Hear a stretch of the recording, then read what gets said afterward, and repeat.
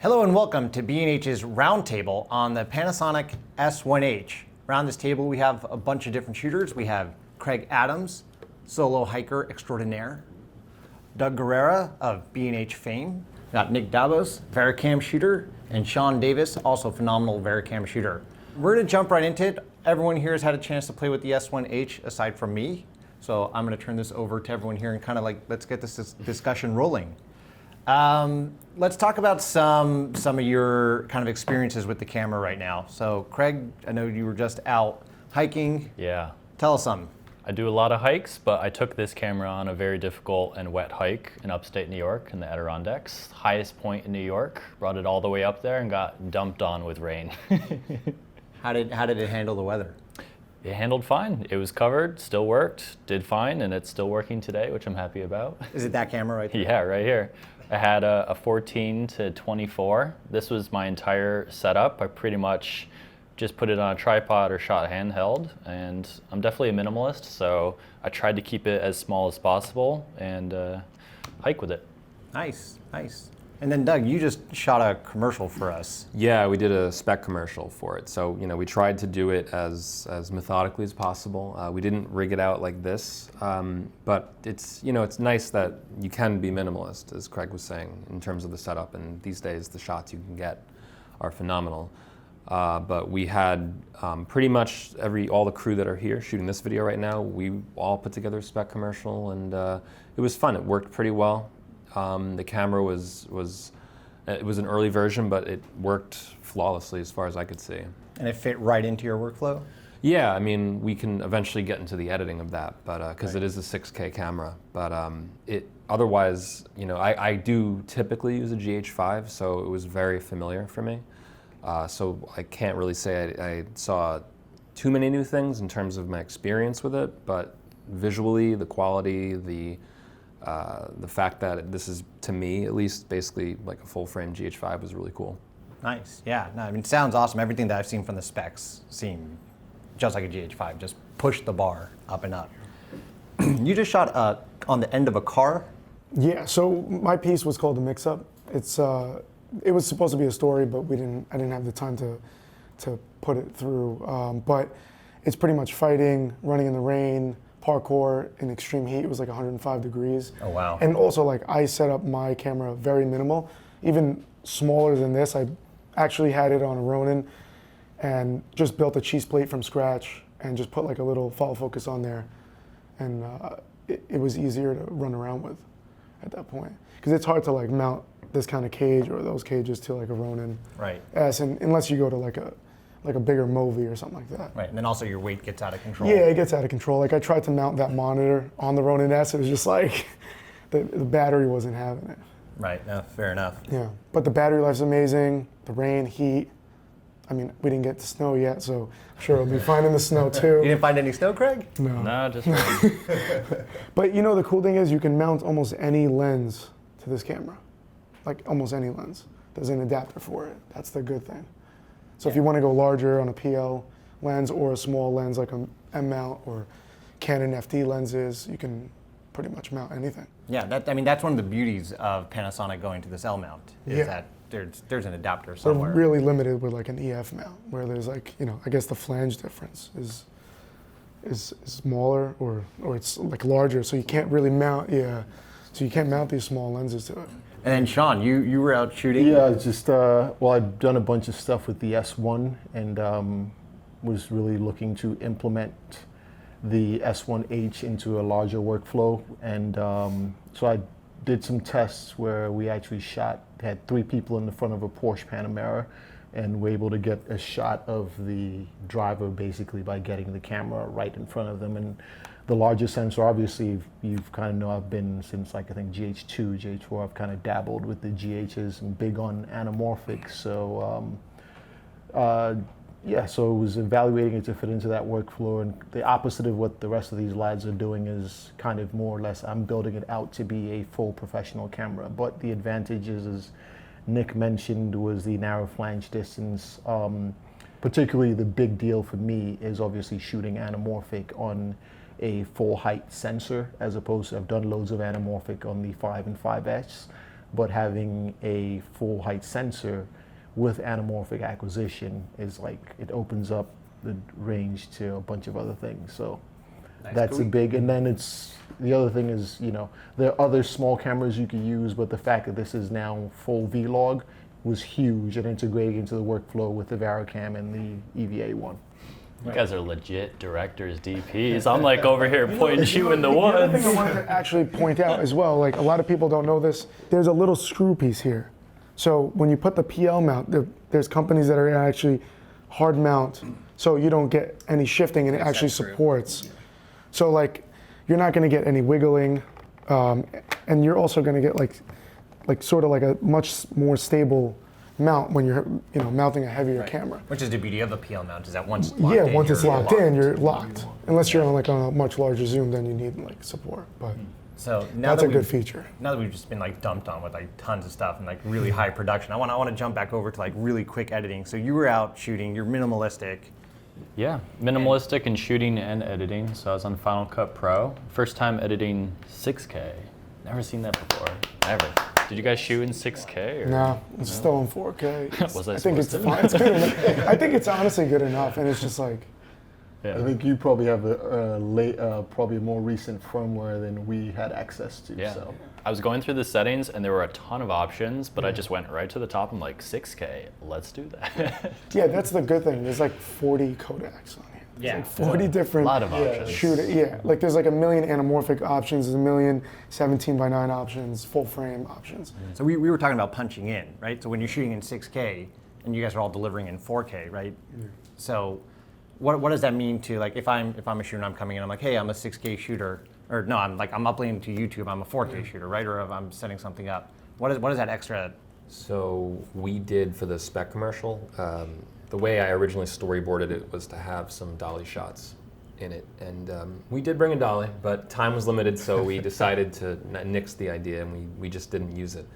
We didn't want to adjust the setup and we had to move really fast. So basically, given that it was a 6K full frame sensor and we had ample room to move around physically in the space, I just decided let's do a digital move. Let's just shoot it a little bit wider and try to create that dolly move digitally. And it is not quite the same as a real physical move, but it worked. And it's nice because we had the shot where the actor walks through the frame and has a few points where they have to hit. And so we can treat it like this extremely precise tracking shot. So 6K definitely affords you that. And the same was said with 4K to 1080 just a few years ago. And obviously, if you are only finishing in 1080 or 2K, 6K is a lot of. Yeah, it's a lot of It's a down- lot. real That's zoom a lens. lot. I mean, you could create multiple angles with that. I wouldn't really advocate for camera. that. Yeah, I wouldn't say it's a good use of 6K, but it is an option, and it's nice to know that it's there if you need it in a pinch. But yeah, that it definitely affords you. And with any resolution, it's always better to downsample from a higher resolution. So having a 6K acquisition to a 4K finishing is going to be razor sharp, smooth, clean. It's just going to look better overall. So Right. there's So that. let's actually talk about that. So 6K now, big deal, right? I remember when 4K came out and everyone was freaking out, like, how do you edit 4K? And then everyone like bought new computers because they were trying to figure out how to edit 4K. What has your editing experience been in 6K? So, I mean, I didn't edit in 6K, I tried it out. I stuck with the 4K just because you can do 4K full frame and Super 35 and you don't change any of the codecs. So it's still the same 400 megabit. So it's almost like like full frame, if I have a 28 millimeter, right? Now I have a 35 in Super 35. Or if you're used to Super 35, it's 28 mil is like an 18. So it's really three lenses can be a full set. Right. Did you edit in 6K? It's seamless, but I am working on a actually a very modern workstation. But even on my, What do you have, like 25 GPUs? no, I've got two. I've got two GPUs and crazy. two GPUs, and the computer is all M2 SSDs. So it's a 12 Well, core you have i9. to though, because I'm sure he's working on crazy, jobs that you just got to render out, and like we don't have time to wait. Like my computer has like 48 cores and like just like not like 3 GPUs in there, because it's like when you render, you don't have time to wait overnight for a render, because there's another job on the line that you have to like just render out. So you guys are both using supercomputers. I know, Craig, you're 2016 MacBook Pro. and you shot 6K just now. Yeah. Right, so you put it into Final Cut, you put the proxies in, and is that like an overnight thing for you? Yeah.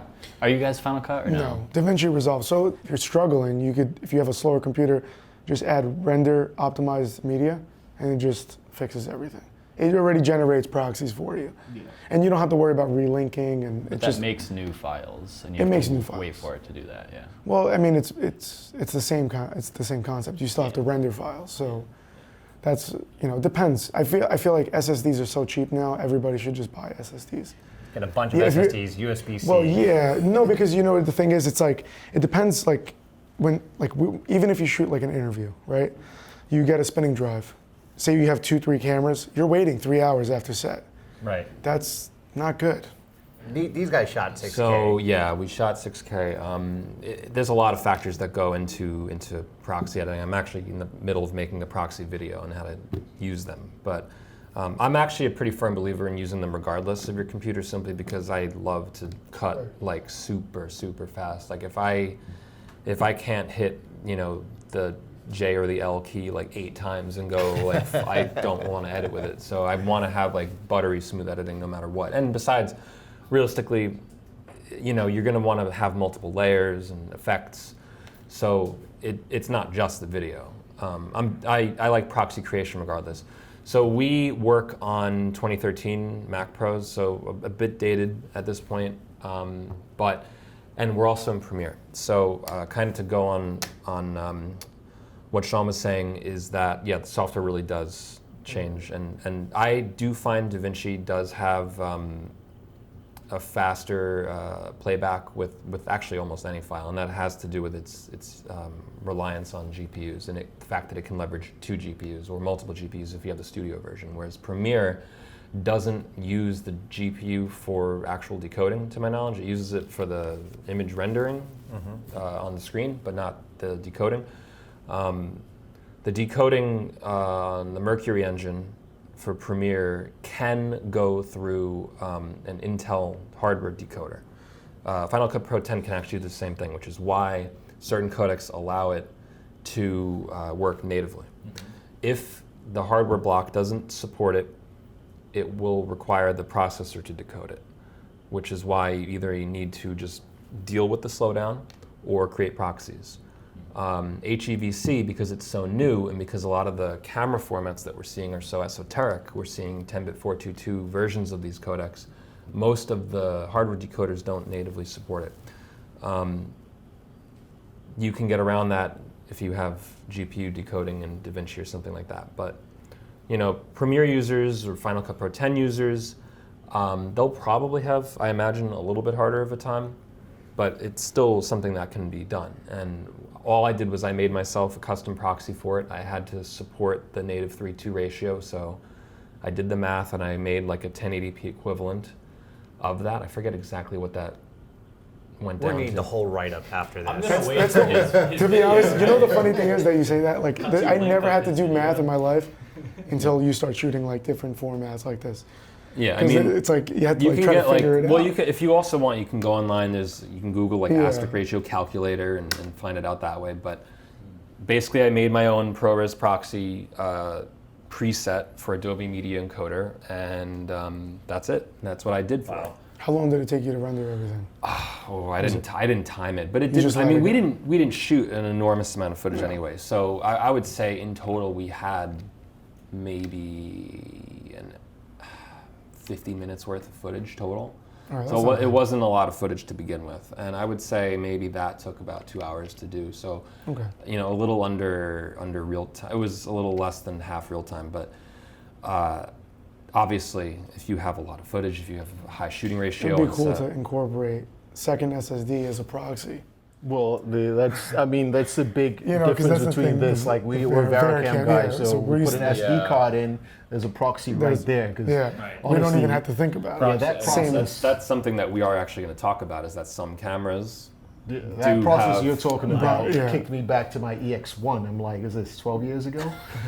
I mean, like I said, I like proxies regardless. No, I mean just because proxies are not bad, I just- especially if you're working on long form. even with standard 4K stuff that I get off like the GH5. It gets now, boggy I sometimes. still do it just because it is overall a If you much let smoother it- process. So one of the things that does come up though about this camera is some people were asking. So we're talking about being able to shoot proxy into the camera and stuff like that. People are also asking if they can do USB out to SSD for full footage. So I just want to get this out of the way. The answer is no. Excellent, yeah. So I'm not a it's big still a supporter of external small recording camera, anyway. right? You know, it's still I'm it's so still used not to meant to do recording that. internally, so If you want to do that, get the Atomos where you're going to get your ProRes RAW. yeah. But Craig, I wanted to go back to you because you just shot on the latest kind of, I guess, almost close to production level camera, and you just shot 6K. You're editing on your MacBook. How long did it take you to kind of get this all up and running? Well, I was surprised at how little amount of data it took shooting 6K. I think I only shot about 100 gigabytes of footage over like 4 or 5 days. And when I only have my computer hard drive, I don't have any SSDs, I don't have any externals, so I just have the 1 terabyte on my computer, put that in, and then saw that I needed to create proxies, and then I let that go overnight. But I would say that didn't take all night. I could have done it, then go get a bagel, coffee, and then started editing. And then once you were exporting, how long did that, or you exported back in 4K, or did you export yet? I exported out in 4K, and that took minutes. Like, Wow. just minutes. Yeah, it's quick. Well, I guess once you're not doing 6K on the export. Yeah, I was happy with it. I want to just say one thing. So like when I first got this camera, they had this piece, which is for Timecode, but I called up Matt. I'm like, did you guys put BNC on this camera? I'm like, and I'm like, all right, I'm starting to like this even more, but it's actually Timecode, which this connector is actually really good because now your audio guy doesn't have to worry about what connections. It's a stupid little thing to have, but like, No, but this let's makes talk about a that huge for a second. difference. So they took over the remote port, which you The remote usually port. use for like a trigger, like on your. Yeah. I think the S1 will have it as a remote trigger type of port. Yeah. And now for video, they made this really smart because now you can trigger your time Yeah, code like from today, the camera. Like yesterday and today, I'm shooting. Right after this, I'm going to E Network. We're shooting some celebrity documentary. Not Halle Berry? No, not Halle Berry. So like, and the cool thing is, we don't have time to slate. So Right. we just make sure we got the time code box right on. Sound guy knows it's synced, and we don't have to worry about anything. Do you do the same thing in your workflow? Yeah, and like when we did the last year, I have a beautiful picture I sent to Tentacle.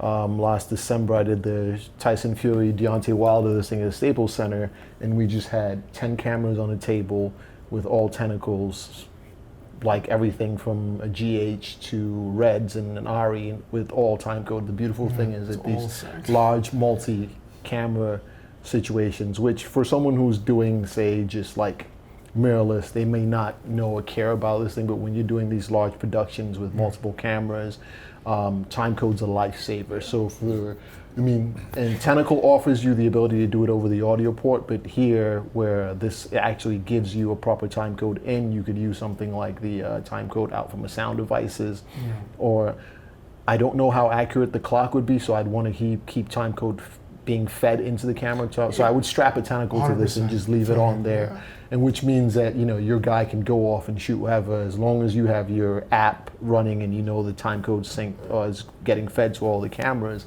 You could do multi, and I do a lot of multicam shoots very rarely. It's the biggest lifesaver. Yeah, an interesting application of sort of this was I did it with a GH. We did a fight scene with multiple cameras where when you cut a fight scene using timecode in a multicam setup, it's so much easier. You don't it's amazing. know this thing. It's You amazing. just get all this It's thing. a So world good. difference. So this is almost like, this is a neater Yeah, like, it's not version of even what they only for did on the audio. GH. Was it the Like, exactly what GH4 you where they said. had the YAG? So. Yeah, like I didn't mention that, but like if you're doing multicam, even if you're not doing audio, say you're mixing music to it, you know that your ABC camera, now you can see them all on the screen on your GUI panel, and you can just pick, oh, I don't want this. He tripped on here, and you can cut the whole entire video, seeing everything. in some situations, what I find with these cameras, primarily from what I do, I find them putting them in a lot of situations with cars, where you want the 14 plus dynamic stops of dynamic range. You want to be able to control your depth of field. You want all these things, and you want it to match your A camera, so it doesn't look like. Because I'm very sensitive to watching things like Top Gear, and you're like, oh, they just switched from this to a GoPro, because I can see like. Sean, you just brought up an interesting point about seeing the differences between like a GoPro or like an iPhone. Someone throws it in somewhere. One of the things that Panasonic's really talking about with the S1H is how well it fits into a color workflow.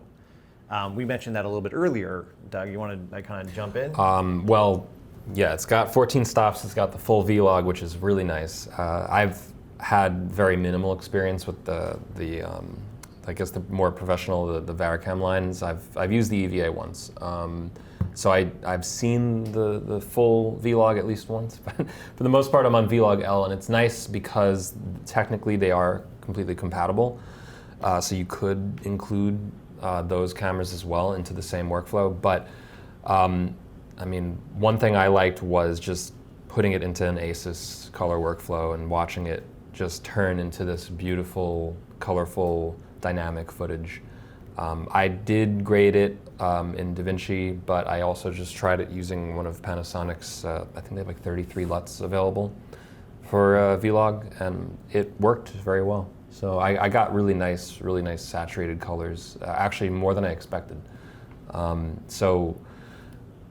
You know, I find that if you're doing more like cinema style work, you tend to go a little more in the natural, somewhat, compared to a normal LUT like that, you might desaturate it a little bit, just to give it a little bit more of a filmic look. But you have that option, you have that latitude, and you have a lot of color information to work with.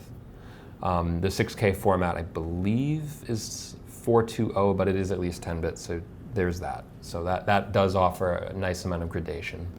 Nick, have you found the same experience kind of fitting in with yours? Yeah, I mean, I never use, the only 709 I use is like the regular 709 that they have, and that's just for viewing. Because I feel like every situation that you're in, depending on your lighting and the way the colors are in the room, you can't just depend on, you know. Yeah, what I was saying was just using the LUT on the monitor for monitoring. Just like viewing. Right. Obviously, you're going to do whatever you do in post with it, but just being able to have 5 different monitors and apply the same LUT on different cameras, or whether if you got like it's good for your producers. a wireless this thing. So they don't have to like see a different Right. and they have why one does this look a little workflow, green? one Yeah. stream. Exactly. So I want to go to the other side of the table now, because Craig, we were talking a minute ago, and this is like, I'm so appreciative of this. What are you doing? I couldn't be any more opposite than you guys. So my philosophy, less is more, and I try to go in the opposite direction, and I shoot factory default with everything. I'll do a little color correction tweaking if it's necessary, but for photo I shoot JPEG, for video I shoot as the camera comes. That's how I shoot it, and yeah, that's how I upload. And you have great shots from that around X, I assume. I try to make my footage look like yours as much as possible. No, I mean that's No, but I mean, for it depends on, like, if you have like a YouTube channel and you just want to upload, and you don't want to worry about all the other stuff. All you want to do is edit. Yeah. And that's fine. That's an easier workflow. But I actually had It's a like- question for you, Nick, because one of the things that came up earlier when we were having like the technical discussion is some people were asking about, oh, can you turn the sensor off? There's sensor wobble. I want to put it on the outside of a car. Yeah. The stuff that you shot was on the outside of a car. How do you handle that? So I turn off all stabilization. If it's locked onto a car, tripod, car mount, it's off stabilization, because if literally this thing needs movement. That's the reason why it stabilizes. So if you're on a gimbal, that's fine. It gets rid of the up and down movement. But if you're on a car or a tripod, I like to just lock it down, and that's it. Just don't do anything else, because if you add stabilization, I didn't have an issue. I tested it out with the stabilization, but you know, there's instances like if you hit a bump, or if you turn, you know, I'm not going to say how fast we were going, but we were going pretty fast in a car, and you know, Panasonic doesn't like that, but I know. you know, if you're turning in a car super fast or burning out, the sensor, there's no way this is strong enough to hold that G-force, right? So you're just better off just keeping it off and let the actual suction cup, you know, get a good suction cup like by Matthews or something like that, and just let it do its thing. Don't worry about Keep the it. camera around. Yeah, and then you'd be able to keep the camera around. Also, the artistic part of that is that you're so accustomed to seeing like car-mounted stuff looking a specific way because it's been done that way for so long without image stabilization. So I'm not even sure what that would look like. I feel like it would I mean, look, they would do it look in Hollywood weird. every day. I mean, they mount it to a car. It's not like they have stabilization on a Vericam and an Alexa. There's nothing on there. It's just like just a body with a lens, and then they don't even half the times they don't even put suction cups. They just put rails and strap it on they mount it on with a dovetail. The other thing is in a lot of motions like that, the stabilizer can fight back. Yeah, it fights and back. it produces this very odd. Yeah. It almost looks jittery in a completely different way. That's in the exactly wrong what I way, was like it talking jitters. about. And you could really easily demonstrate this even at home just with a tripod. If you do like a pan and then you suddenly shift directions. Yeah, it like holds. It'll Yeah, temporarily fight it, and then it's like, oh, you're trying to pan, okay. Yeah. Right. So let's actually talk about that. So you have the sensor, turning off the sensor, and the stabilization and all that. What about things like rolling shutter? Because that's a common question with these type of cameras. So just like if you're used to shooting film, you don't have to worry about it, right? Because you have a rotary shutter. So like with all these digital cameras, doesn't matter what camera it is, even the higher end ones, they all have rolling shutters, right? So get the camera, learn it, like figure out how fast you can pan, how much you can move around, and you learn it. Like there's obviously limitations and you just adjust to that. Like where I would shoot like Vericam and Alexa differently, more aggressive because the processor is different. That's why the camera's this big. So I mean, I watched your piece and it looked really solid. Like I didn't see, I was expecting more. Yeah, because you figure out what you need, and then also I'm shooting at a 90-degree shutter. So with these DSLRs, if like my fight scene and the parkour scene, you don't want to like speed it up in post because you're just adding more wobble and jitter, and you're just like making it look faster. So it's going to look ugly. So you just want to go to 90th of a second degree, and then that will kind of like make the punches even look faster. The car moves, everything. That's why a lot of people are like, oh, did you speed this up? And I'm like, no, it's all done in camera. So sharper. Yeah, I mean, I think everybody, not sharper, I think it does look sharper because it's a faster frame, right? So it's the same frame rate, but faster frames. Mm-hmm. It should be said that, this is a full frame camera, so a bigger sensor means there's literally just more to read out, and so it's gonna be slower, so you're not gonna see like the micro four thirds level of readout, because that's such a small sensor in comparison. That said, if you do use the Super 35 modes, you do gain a little bit more stability because you're reading out fast, or there's just less to read out. Yeah. So you have that option. Right. And You get really high frame rates that way. But also the mass too. Like, keep in mind, like when you just say, let's go back old school, everything's shoulder mounted, right? Like if you mount a large camera, film camera, digital camera, your movement, you're not moving this like this. Right. So like everybody tends to like move the cameras, and I'm like, you can understand, this is 180 degrees. So it's like, don't move the camera like that. We're not shooting Jason Bourne. So it's like, just obviously if you're trying to move, just you got to move a little slow. Like the parkour scene at night, if anybody watched the video, that was shot handheld because the gimbal couldn't actually keep up at all. Wow. And that's all with the stabilization, with the 28mm Leica. So it actually looked great, and it did what I wanted it to do. And one thing, Craig, you're doing pans and stuff like that. I mean, how fast are you going? I think the general public is just so used to it because every smartphone kind of has that. Yeah. It's just like people don't really care as much. But what I see is if like a bike goes by the camera, if it's like on a tripod or something, like if something real close to the Right. Yeah, like don't shoot the poles, the light poles on the highway. Right. Avoid parallax on super People are going to think large that you're planes. actually taking off. So one of the other things that Doug just brought up right now is this idea of Super 35, where people are thinking that, oh my God, it's a full frame camera. The only full frame, the readout is on 6K. But now, why are you cropping the sensor? When we're going to Super 35 for 4K. So you could shoot 4K full frame, 400 megabit all eye, and you could shoot the same exact thing in Super 35. You're not losing any quality. I mean, obviously you're condensing the pixels, so I'm sure there's some sort of noise added to it, but you're not going to notice that. Right, but it's also cool because you could use all these like crop. Yeah, you could take one lens out. Like he could just take one lens. Now he has a 14 to whatever that is, 24, and he can go back and shoot probably what would be like a 24 to 40 or whatever it is. You know, so like he can just take that one lens and not break his back. Yeah. And enjoy the hike instead of carrying 15 lenses with you and just changing it every time. I know Sigma put out like an 18 to 35 1.8, which was specifically made for like all Oh, these yeah. APS-C Yeah. sensors, and it's like you slap it on this, going super 35, like it's It's beautiful. Yeah. I mean, I like Yeah. I like to view the And it's a Super cheap 35. lens too. yeah. You know? Yeah, I like to view the Super 35 as, I mean, not the default, really, but you know, it's definitely in most workflows, it's what the expectation is, and especially if you're cutting with different cameras, and most cinema cameras are still Super 35. So if you're thinking in that mindset, then you only have more to gain, because you can, instead of punching in, you could pull back out. Exactly. So I think if anything, it should be kind of viewed in the opposite way.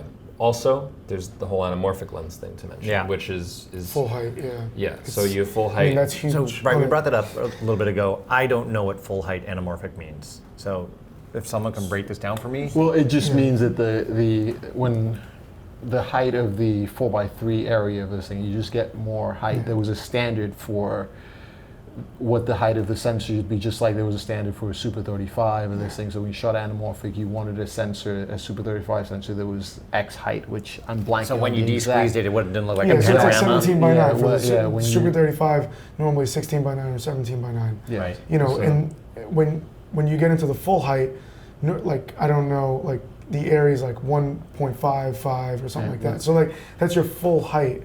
But And we're, you know, you don't have where to it's crop in. important here versus like, since I'm huge on anamorphic versus doing it or shooting with a GH or GH, any of the GHs, is that here I get way more control over my depth Yeah. of field, because even though I can get the 4x3 and get the proper 2x squeeze and get most of the anamorphic, well, most of the look, right? If I'm shooting talent, I don't have that much because the sensor's much smaller. So on, say, a GH, I have much deeper depth of field.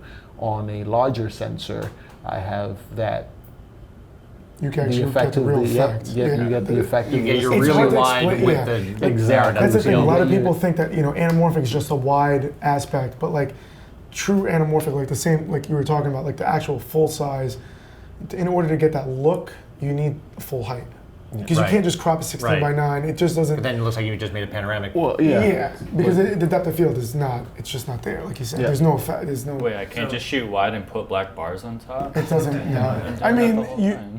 You know, Instant a lot of people, a lot of people Anamorphic. are against. A lot of big DPs are against. Like Roger Deakins is against. He doesn't like to shoot anamorphic. So I mean, You know, there he are shoots on- cases where it has to Yeah. be done. I mean, Super 35 was initially like the big cases in Top Gun. They had Super 35 to get into the cockpits because it was just Right. easier to fit the cameras in there, and they had that wider field of view. Lord of the Rings trilogy, they had to use Super 35 because they were using various parallax optical illusions to fake the height differences between the actors. They couldn't use anamorphic for that. So there are legitimate uses for cropping in for that. And it's actually one thing I want to mention on the anamorphic is that we were just talking to Panasonic, and they were saying that anamorphic, if you want to see the D-squeeze, it's only in camera. It In cannot come camera, out yeah. over HDMI. Yeah, I tried that So already. that's something to note, is that it's a limitation of HDMI that it doesn't allow it. Yeah. But what that means is get yourself a monitor that can D-squeeze. Yeah, and- like I and said, you're most good to go. if you have a monitor that doesn't de-squeeze in this day and age, You're doing something wrong. Yeah, he's doing something wrong. So I wanted to just say one thing is, like a lot of people will buy this for filming, but like, think about this is a $4,000 camera. Think about it as like a $4,000 director's finder that you can actually go on set, take. No, seriously, because you can add any lens on here, and it's a director's finder. You have full frame Super 35, anamorphic. You put any lens, and you can go storyboard. And you can You compound can exactly locate- what you want. Yeah, because you can go back to your DIT. They could do a grade, show the director. That's 90% of what it looks like instead of going out with an iPhone. So we're going to start wrapping up right now. So one of the things that I'm thinking now is like, everyone here has used the camera aside from me, so I guess I'm just going to go off of specs. But like if we were to go around the table, like would this be a camera that you would actually buy and bring into your productions? I think it's part of a family line. yeah, I think you got to incorporate it as a family. I wouldn't just be like, this is my only camera because That's not the way you work. that's not the way I work. No. Yeah, I and, think- and this is a camera for like many people. Like this might be your only camera, but like for me or him, it's just like I feel like this is a secondary camera for us. And I think that this is a great camera just for like the fact that you can just take it anywhere. Right. And That- you could shoot an interview. Like you don't need this gigantic. I'm sure your clients love to see that. on their set, but right like here. you can film an interview like we're doing yesterday and today on this, and if you really can tell the difference, then I don't know, God help you. All right, we're going to jump over to the other side of the table now. Camera's not moving, so. Would this be something that you've seen a lot of cameras? Yes, absolutely. I would definitely. I have. Where do I begin with it? I definitely see the higher end production end where, you have a full body camera that has all of the bells and whistles on, including all the outputs, all the actual physical knobs, all of the additional recording options. Just the overall weight and riggability of the cameras. So in that sense, I absolutely see where you guys are coming from in that it would be more of a B camera. But if you're not in that space, there's so little that is missing from this camera. It's almost absurd. The fact that it is a full frame 6K, it can take anamorphic lenses. It has almost every resolution option available that you could possibly think of. It has like 42 when you turn it on. It shoots in multiple codecs. It has, you could throw the XLR adapter so you do get professional audio. Yeah. It has timecode, as we were talking about. We didn't even touch on we didn't even touch on the dual ISO. Right, yeah, that's true. We didn't even touch about clean. that. It's really crazy how much you can actually do, and the screen has like multiple axes of flippability. It's so good. Yeah. It's really and you could put like any lens on it. There's very little you can't do with this camera, and you'd have to really be nitpicking to say that there's this thing that's not on there that I'm missing. Like if only it had this. Yeah. The only thing, literally the only thing I could say is the VFR mode is not 10-bit. That's basically it. There's so little that you can't do. I mean, there's even a 48 FPS mode now. So yeah, it really. I was flipping through the menus today, and I was like, oh my god, we have to find a way to simplify this for the people just coming in. If you are making an independent film, I would absolutely go with this camera. If you're basically shooting anything that doesn't require you to have a full cinema style body or like an ENG style body, which has completely different uses. Yep. Then I feel like there's nothing else right now. I really don't. Wow. I agree. And then the fact that the 4000 doesn't have a color shift. And that they've gone full frame with it. I mean, Yeah. I mean, a lot of people are saying Yeah, that that's GH4, always GH5. that's always been my thing. Where like as people who know me know, I've been big from the GH2 on, and I think that those cameras were perfect. And people would always like, oh, sensor size, sensor size, sensor size. So now I'm sort of like, you've got everything. What more could you ask for? What's your You've excuse got now? the full frame sensor, so I really want to see what this story is going Yeah. to be now, because Yeah, 'cause that's what's the most important I thing. can't really see another sort of mirrorless camera that delivers what this does. And even then, yes, you could say it's it's 420, but the Panasonic color science is Isn't so amazing. phenomenal that even in those things, there are other cameras where you go 420, you could definitely see it, but the Panasonic color science is up there. I think, like I said, in my opinion, there's three brands that I think you've been have a big solid. fan with color Yeah. for the longest time. Yeah. Color is the that's- most important thing. So let's jump over. Craig, Yeah. you have one camera. You're going to take it all over the world. Would you take? I am S1H. crew and talent, and probably 90% of my shots are locked down on tripod with me walking away from the camera. I was watching that. Sometimes 50 meters, sometimes 100 meters. So Don't walk I'm away from appreciating digital punch-in way more. And I remember when 4K came out and I was editing, punching in, and then I kind of got used to it, and then went back to 1080p, and I was like, why does it look so bad? I punched in just a tiny bit. Yep. So doing a lot of subtle Ken Burns, a lot of 2 shots in one, sometimes 3 maybe, 4 maybe shots, I don't know. But I'm really excited about the amount of information I get out of this camera with just one lens, because I'm only bringing one camera and one lens no matter what I'm doing. And this helps me get tons of shots out of that. There we go. All right. So I guess the panelists said, I know me, I haven't had a chance to go out and play with it. I am really excited about this camera. Yeah. I think there's a lot of cool stuff here. And Yeah, it is. It's an amazing mirrorless camera. It really is. so thank you, Panasonic, for putting out, probably addressing almost every request ever since the GH2, 3, 4, and 5 came out, and then just sticking it into a mirrorless body. So thank you very much. Thank you, B&H, for allowing us to run this panel or roundtable. And thank you, viewers. If you have questions, leave them in the comments below. Someone from B&H or Panasonic will get back to you.